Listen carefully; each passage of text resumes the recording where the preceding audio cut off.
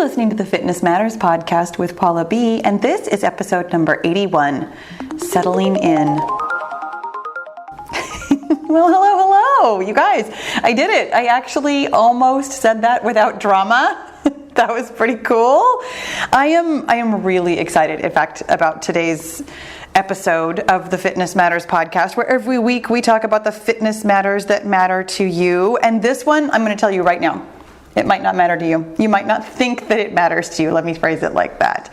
Because for the longest time, I didn't think this topic applied to me until I am finding myself in the middle of settling in. And I'm gonna explain all about it here in just a second. First of all, let me tell you, as I have been doing recently, thank you for all the ratings and reviews. I'm so excited about them every time I see a new one. It tickles me that you guys would say such nice things about the podcast, and I so totally appreciate that. So thank you. If you are listening really specifically on iTunes, although I'm pretty sure that you can leave some kind of rating or review on Spotify also. I don't know. I don't actually use Spotify. I apologize. I use iTunes and the podcast app for everything. So I'm not super familiar with all of the other places that you can listen to podcasts. I know you can. I know that when I put the podcast together, I signed up to have my podcast on all of them. Like I went out of my way and signed up on Google Play, signed up on Podbean, and a couple of other places too, on Spotify also. And SoundCloud is actually where I upload my podcast. I don't know if you know anything about podcasting. It has absolutely nothing to do with today's topic, but I'm going to tell you anyways, just because you might be interested, just because maybe you want to start a podcast. You have to have a podcast platform that you start with. A lot of people use things like, I think it's called Lisbon, or Podbean, or SoundCloud, or Spotify, I think works also as like the primary source. And then what you do is you have a feed that goes out to other places. So you have to have a primary source. The primary source that I use is SoundCloud, and the only reason I use SoundCloud is because my kids use SoundCloud. They're always listening to music there, so I had heard of it, and I was like, all right, I'll give it a try. This is how I make business decisions. This is everything you need to know about me making business decisions. If my kids do it, it must be cool, right? So anyways, thank you for leaving ratings and reviews, all of the different places that you can leave ratings and reviews. Let's talk about our topic. Okay, first of all, let me tell you what I mean by settling in. Settling in is something that I heard about quite some time ago, probably when I very first started listening to the Life Coach School podcast, which I just found out because the podcast app actually shows you when you subscribed to a podcast. I subscribed to that podcast in January of 2019. So I've been listening for, 2.5 years now at this point, if you are listening to this one when it comes out. So Brooke Castillo, the woman who does the Life Coach School podcast and where I got certified as a life coach, she talks about the capacity to have. And I remember the first time I heard her talking about it, I was like, I don't get it. And I think some of it is because of just that phrase, the capacity to have. Like, it's a little bit, I'm going to say it's oblique, and I'm not sure if that's exactly the word that I'm looking for, but it's the word that is coming to me, so that's the word I'm going to use. But the reason I'm calling it settling in is because that phrase helped me think about it differently. I've noticed in my lifetime lots of different ways in which settling in has transpired for me. It's really funny because I remember when I was having babies, it was a long time ago because my baby is about to be 21, but I remember when I first had my first baby, how it took me an entire year to even feel like a mom, to be able to comprehend momness. Like, I did not feel in my element at all. I didn't feel like myself. I didn't feel like my body was my own. Like, there was nothing about being a new mom that felt familiar to me. So it took me a full year to settle in to being a mom. Now, I mean, after all these years, I can't picture anything else. I honestly don't remember what it was like to only be concerned about myself.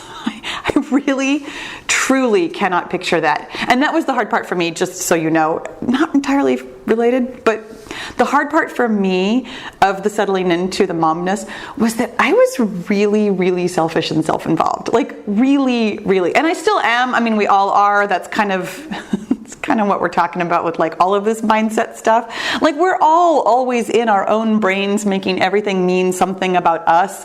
But I mean, just like physically, like practically on a daily basis. You know, I married my husband and he was in the military, so he was gone a lot. I didn't have to like take care of him.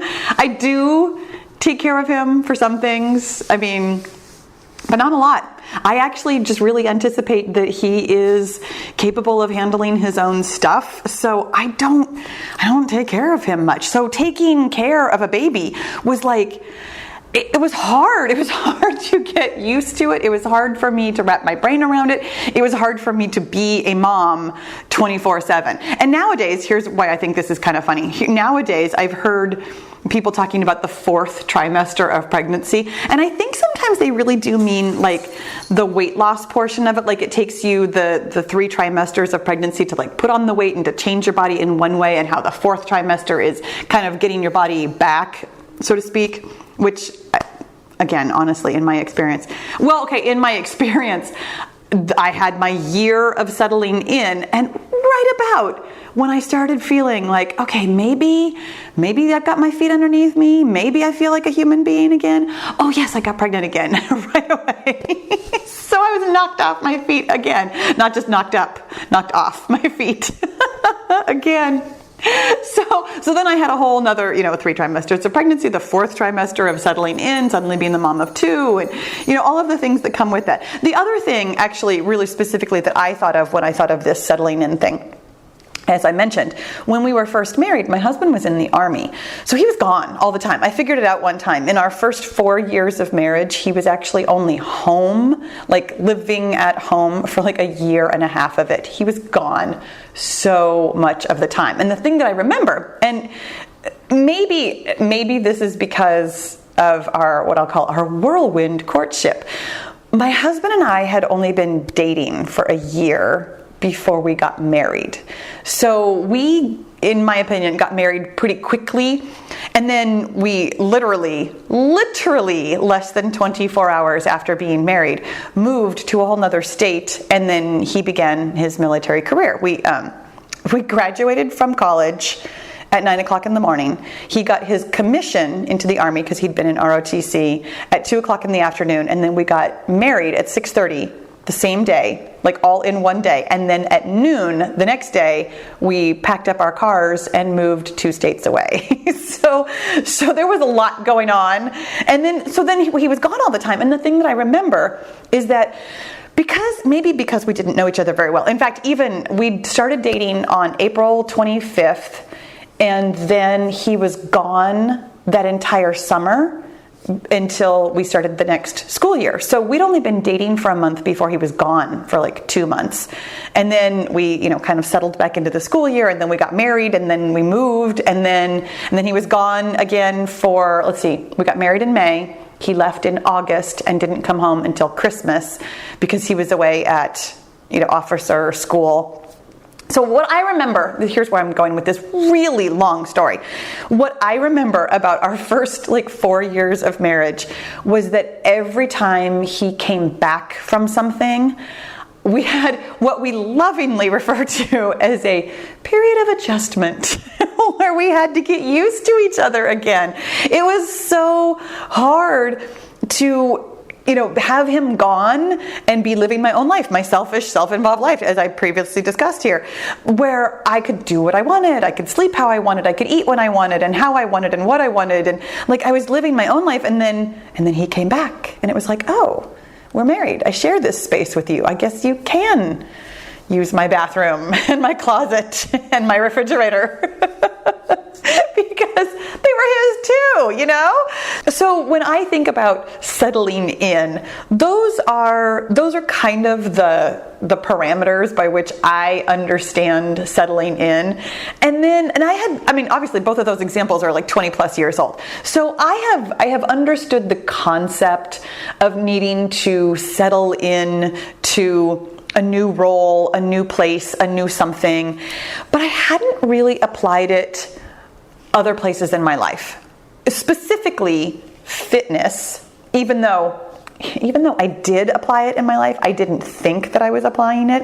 I vividly remember when I first started running, it took me a long time to settle in and think of myself as a runner. I had been running for probably a year before I even really considered myself, like used that word, like I am a runner. Now, of course, I mean, it's such a part of my personality. It's who I am. Like I can't even imagine. I barely remember a time when I was not a runner. So it's funny to think about not thinking about myself that way. But really specifically right now in my business, I am settling into a couple of different roles that I'm really struggling with. And it is why this is on my mind and why I wanted to talk to you about it, because I'm noticing, you know how, I mean, I tell you this all the time, how your brain is like the world's best dog, the most obedient dog. As soon as you ask your brain for evidence that something is true, it will go out and find all kinds of examples, all kinds of ways in which the thing that you are thinking about is true for you.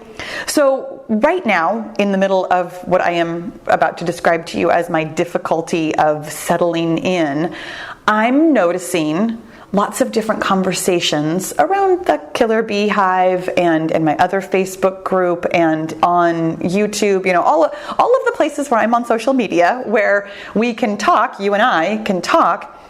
I'm noticing conversations about how difficult it can be to maintain your weight after you've lost it, or how difficult it can be to maintain a certain level of fitness after you have attained it.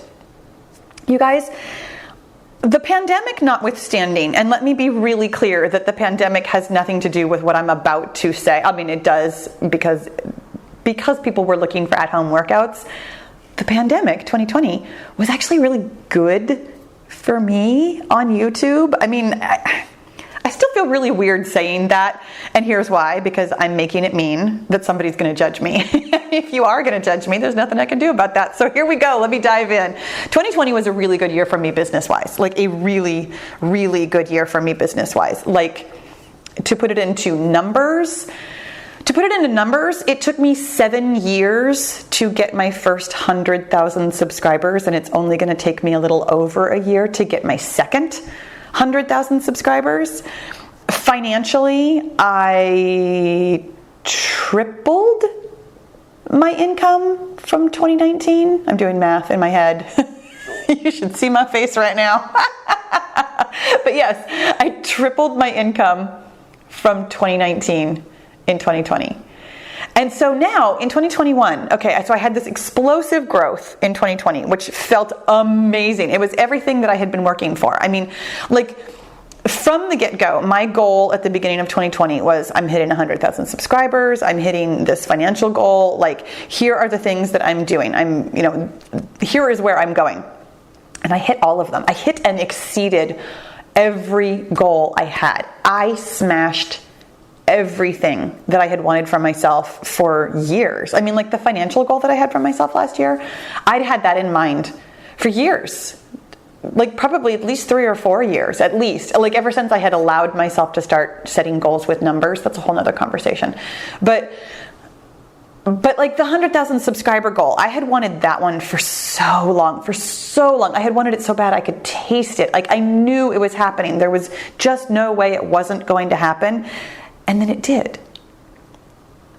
And then I didn't know what to do. Now, I talked about this actually a little bit at the beginning of this year when we were talking about my time-bound resolutions of this year, about how I was really eager to set a goal for myself that wasn't easy, that wasn't like, oh, of course I'm going to get that. Like, I wanted to go above and beyond. I wanted it to feel like absolutely outside of my range of something that I could do. And I'll be honest, it still feels outside my range. We're halfway through the year, and currently, if the rest of my year goes the way the first half of the year goes, which, by the way, the second half of my year never goes the way the first half goes. So this is a mindset thing that I am dealing with right now, partially, is that as of right this minute, I am not on track to hit my goals, except that, of course, I'm on track to hit my goals because I'm going to hit my goals. I mean, that is the way that works. I'm going to hit my goals. I still have my 500,000 subscribers in my mind. I am still working towards that. I'm still believing in that.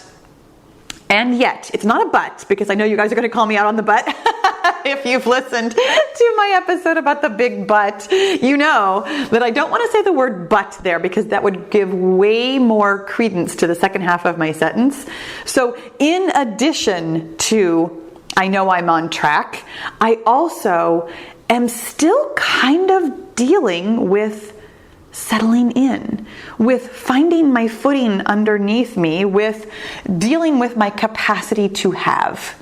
Here's the way Brooke describes it. And I don't actually have a specific podcast episode number for you for the Life Coach School. I can probably look that up. It's not going to be beyond me to Google that. And or you could too, frankly. but she has at least one episode of her podcast, probably several, where she talks about the capacity to have. And in fact, I'm pretty sure that some of them, at least one of them, is probably even titled The Capacity to Have. I know she talks about this concept fairly frequently, but there's probably at least one episode where she's really even, devoted the whole episode to it. But I never thought that this part was going to be difficult. I thought that once you get your goal, even though I tell you guys all the time that there will still be toilets to clean, I really felt like I was going to be able to go from goal to goal to goal to goal to goal. For years, I was able to do that as a runner, where I went from, here's my 5K PR, and now I'm going to work on, my 10K or my half marathon or my marathon or whatever. With running, I went directly to the next goal basically every time I hit a goal. And it wasn't until I'd been running for several years and injured and doing other things where I realized that part of the reason I was always chasing another goal was because I had never really let myself be in the goal. I had never really allowed myself to be incredibly proud of myself and to feel like I had really accomplished something. I kept chasing one more thing because nothing I was doing really registered as finishing a goal. And the first time I really dealt with that, well, I had dealt with it on kind of a small scale before, and this was something that I think I've talked about, probably a really long time ago when it was still the Let's Run podcast. I'm pretty sure I referenced, and I couldn't tell you where. I apologize, I don't have an episode number for you. But I'm pretty sure I've referenced the what I used to call the post-race blues, where that really was kind of a settling in period where I had to recognize that everything that I had been working for, I had accomplished. Or, in some cases, not accomplished. If I had a goal that I didn't quite meet, it wasn't always about being sad about not meeting my goal. Sometimes I was just sad that I was done with the goal. Sometimes I just had a little bit of decompression time after meeting a goal because I had so much mental energy working towards that one goal. So being able to be in your goal is something that it is really hard to kind of wrap your mind around when you're still in the middle of getting your goal. When you're in the middle of getting your goal and you have that much energy moving towards the goal, it's almost impossible to think about what it's going to feel like to be in it, to settle into it. But for those of you who are here right now, for those of you who really do feel this on a deep soul level where you're like, yeah, all I've been doing is treading water and I feel like I'm going nowhere and I feel like I'm struggling and I feel like I don't know, what's coming next. That is what it's called settling in, or the capacity to have. The capacity to exist in your goal is a completely different mindset. And I will tell you that I know for a long time I have talked about how when you get your goal, you do need to get your brain onto another goal. You do need to give your brain another problem to solve so that your brain doesn't continue trying to solve the original problem. And there are these are basically two sides of the same coin, because I do stand by that as my suggestion for what you need to do, because otherwise, for example, with the case of weight loss, if your brain has been trying to solve your weight loss problem for, a month, 6 months, a year, 6 years, however long it's been that your brain has been trying to solve the problem of your weight loss, if you go directly from that into, now my weight loss isn't a problem at all, your brain has so much practice solving that problem that it's going to continue to try to solve that problem. And the way that it continues to try to solve that problem is by creating the problem again, is by creating a weight gain so that you have weight to lose. Your brain is incredibly powerful. It's so insanely powerful that it can actually create a problem for you that wouldn't have existed otherwise, because it wants to solve a problem. So when you reach your goal, yes, you need to give your brain another problem to solve, and concurrently, you need to work on the mindset of having what you have been wanting. You had wanted whatever it is, your goal, for so long that now you need to live in it.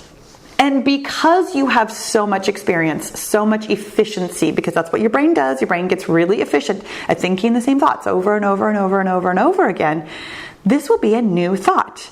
I am a runner. I have lost all the weight I wanted to lose. I am the healthy weight that I have been aiming for. I am a business success. I have 100,000 subscribers, almost 200,000 at this point. You guys, being the person that you wanted to be is very different from wanting to be a person that you are not, that you think you are not. The way that I have kind of wrapped my brain around this, at this point, you guys, I got 100,000 subscribers a year ago. It's literally been a year. And I hit my financial goal in December. So it's been like 6 months of kind of treading water, I have this new goal, but also, do I actually see myself as the kind of person who makes this much money, who has this many subscribers, who is running this kind of a successful business? Am I this person? It's been awkward. Awkward is the best word I can use. And the thing that I have, a couple of like practical, strategical things that I have done.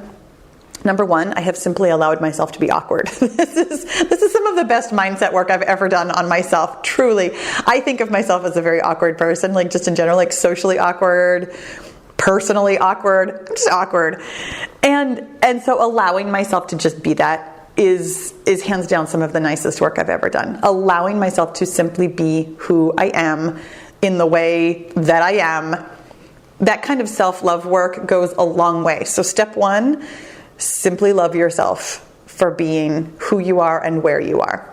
Step two for me was to create kind of a mental model for how to think about this. Because I have never had business success like this before, I've never had financial success like this before, I've never been in this mental space before, I had to kind of analogize it, which I don't even know if that's a word, but I had to make an analogy with something else that I had done before. And for me, almost always, this comes back to running. Running is the one area of my life where I have A, struggled the most, and B, had the most success not even in spite of the struggles, but in addition to the struggles. I mean, I have learned so many life lessons from my fitness. It's why I think fitness matters. I mean, truly, it's why I couch so much of my advice in a fitness arena, is because for me, it's where I learned everything. For you, you might have to come at it from a different angle. Like maybe you're the kind of person who has had lots of business success. Maybe you've had a great career that you have loved, like straight out of college, like not something I did at all, like at all. So when you can look at your fitness successes through the lens of, oh, it was so easy for me to find, for example, relationship success or financial success or career success or some other kind of success that you've had in your life. I know you've had enough success in your life that you can find something where you can kind of almost reverse engineer it. Like, oh, well, I was super determined to make it through college, and I had it in my mind that I was going to get this job, and I was super excited when I got that job. And then when I settled into that job, there was lots of bumps and lots of different things that I wasn't expecting. But then now I've been in my career for 20 years, and it's been amazing, and I love it. You can look at that and translate that into your fitness success. Because the fact is, all success for any goal, for anything in your life, it all uses the same plan. You have to know what you want. You have to work to get there. You have to change your mind about who you are and what you're capable of. And then you have to be there and accept it and live in it. And that living in it part, for so many of us, it's left out of the common vernacular. I mean, we finish fairy tales with, and then they got married and they lived happily ever after. Like, for example, I got married 25 years ago. I anticipate, hopefully, having another, 25, 30 plus years? And they lived happily ever after is one tiny sentence for the rest of my life to be wrapped up in a teeny tiny little nutshell. People everywhere on the internet, in your emails, on TV, everywhere are trying to help you lose weight. Nobody is talking about how to maintain your lost weight. Everybody's talking about how to get a job. Nobody's talking about how to enjoy the job you have. This settling in thing, we don't talk about it. We don't talk about it at all. And I will tell you that there is every bit as much mindset work to be done with settling in as there was towards getting your goal. You know how you had to change everything that you were thinking and really pull apart and be curious about every single thing you were thinking the whole time you were getting your goal? Yeah, now you got to do that again to be the person who has your goal. So here's the way I think about this, because I think about everything through the lens of running. I really, really struggled against recovery workouts when I was first running, because I was so eager to just go and get my goal and have my goal and be at the goal, and thinking that everything was going to be perfect when the goal. I'm just going to keep saying the word goal. It's going to lose all meaning. But I was so eager to go towards the goal that I really, really struggled against recovery workouts, recovery weeks, recovery anything.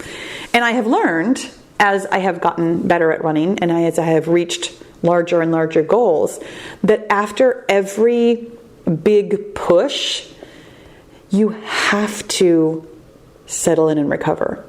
Settling in and recovering is actually when your body physically makes all of its fitness gains. You don't actually gain muscle while you're working out. While you are working out, I don't know if you know this, but biologically speaking, while you are working out, what you are doing is breaking down your muscle. You are actually making teeny tiny little micro tears in your muscles that then recover.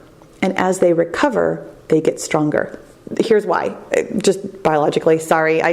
You know I have to tell you this stuff, right? Like, you know when we start talking about this, I can't just keep it theoretical. When we start talking about muscles and biology and physical stuff, I have to tell you why. I have to. So here it is. What happens is when your muscle tears itself, like little tiny micro tears, obviously it's still a full muscle. And if you do actually like tear your muscle, that's an injury, that's different. These little micro tears, it's kind of like my cat with a piece of paper. Like if she scratches the paper, you can see all the little scratches, but the piece of paper is still intact. But in order to like be able to do something else with that paper, like write a note on the opposite side, you'd have to put a bunch of little pieces of tape over all the tears. Well, biologically, that's kind of what your muscle is doing. You've got all these little micro tears, and so your body sends out proteins and other stuff. I don't begin to know all of the like actual science of it. I understand I understand it, but I don't understand it. How about that? But so it basically covers up all the little micro tears with more muscle tissue to repair the little micro tears, and that's how your muscles get bigger and stronger and better and faster and more. And the bionic woman is by little micro tears, and then you recover from those micro tears in order to get better. Recovery, settling in, the capacity to have, is when you are actually making some of the biggest changes to who you are. Here's how this is playing out in my life right this minute. Right this minute, I am allowing myself to be where I am. I am allowing myself to recover from the whiplash that was last year's explosive growth, and I am working on another goal. And I am working on my mindset. I'm working on being a person who can have success. And what that means, from a very practical sense, is that I'm journaling, as I do. As I suggest you do. In fact, if you'd like to know how I journal, I don't know the episode number, but I will point you to the episode, How I Journal for Success.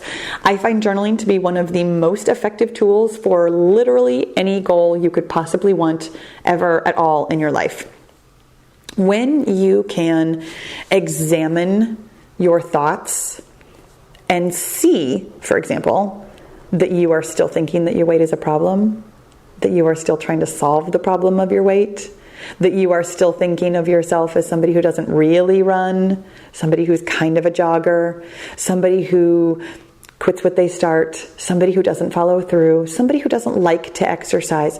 When you can see those thoughts on paper, even though you have long since proven otherwise, by the time you have gotten your weight loss goal, or by the time you have gotten your 5K goal, by the time you have gotten any of the kinds of goals that we have talked about here, you have proven that you are not a person who quits. You have proven that you are a person who is capable of doing all the things you need to do to get your goal. And yet our brains, our wonderful, fascinating, efficient brains, continue to think old thoughts. Find those old thoughts. And really, that's it. Just find them. Find them and recognize them. Recognize that you are still thinking them. And brainstorm some new thoughts that you can tell yourself. Brainstorm some things about you and your capacity to have, your capacity to be the person who has gotten a goal. When you can simultaneously notice your efficient brain and allow it to think the things that it's going to think, because it's going to think them whether you allow them or not. I mean, here's the thing. Your brain, no matter how much you resist the thoughts that aren't helpful, is still going to think those unhelpful thoughts because it's efficient. Your brain is always going to go towards efficiency. So allow your brain to think the thoughts that it's going to think. Be okay with it. And create the neural pathways of new thoughts, new helpful thoughts, new thoughts like, I am a person who can write a book. I am a person who can be really successful. I am a person who can have 500,000 subscribers. I am a person who can create success. I'm a person who has lost weight. I am a person who can do anything. When you practice those new thoughts, I'm also going to have you notice how they feel.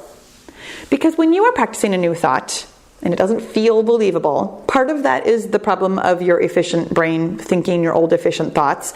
And part of that is the fact that your new thought, if it doesn't sound very believable, isn't going to stick. So don't just keep practicing it. You want to find something that feels believable right now so that practicing it will actually help cement it. We talked about this in Stop Thinking Positively. Because simply putting a new positive thought in your brain, not helpful. Truly not helpful. It's just putting a Band-Aid over your old thoughts and helping you not hear your old thoughts. But as we just discussed like a minute ago, your brain is going to continue to think those very efficient old thoughts forever. So allow the old thoughts and practice a new believable thought that can then take hold. When you get to the point where you are settling in, and I know, again, this didn't apply to lots of you, but when you get to the point where you are settling in, I think the biggest thing that I have for you, the biggest piece of advice that I have for you is kind of where we started this whole thing. Just allow yourself to be here on both senses of that. Allow yourself to be the success that you are, and allow yourself to be struggling with being the success that you are, because being the success that you are is new, it's different. Therefore, according to your brain, it's scary. When you simply allow yourself to feel all the feelings, to have all of the array of emotions and all of the thoughts and all of the experiences, you'll realize that settling in, even though it feels awkward, as it does, it doesn't have to be a bad time. It doesn't have to be something that you rush through. It doesn't have to be something where you push yourself to just achieve a new, different goal so that you don't have to feel this awkwardness and this uncomfortableness and this new thing. Allow yourself to be where you are. Allow yourself to feel the things that you feel when you are here. Allow yourself to not know what it feels like to be successful. Allow yourself the entirety of this experience, the good, the bad, the ugly, the indifferent, the weird, the awkward, the everything. This is just good advice in general, allowing yourself to be who and where and how you are is always the most loving answer for whatever kind of a problem you might be having. Even the problem of settling in and having your capacity to have. You guys, I know that this wasn't helpful for some of you because you didn't think it applied to you. But I promise you that this is just good information to have in your back pocket for when you are ready to settle in. And I would love to hear about it. You know that. I would love to hear your experience. What are you relating your fitness experience to? What other success have you had in your life that you are now going to be translating into your success with your fitness matters? I would love to hear about it. You know where to find me. I'm on social. And, rate, review, etc. You guys, I love you. I hope you heard exactly what you needed to hear today. And I'll talk to you again soon. So are you totally loving this mindset work and you really want to do it every day in order to get your goal? Then my friend, you need to join the Get Your Goal group. It is my personal and private, very interactive coaching and accountability group where every day we talk about your mindset and we get your goal. You can learn all about it at paulabfitness.com/get-your-goal. I'll see you in the goal group.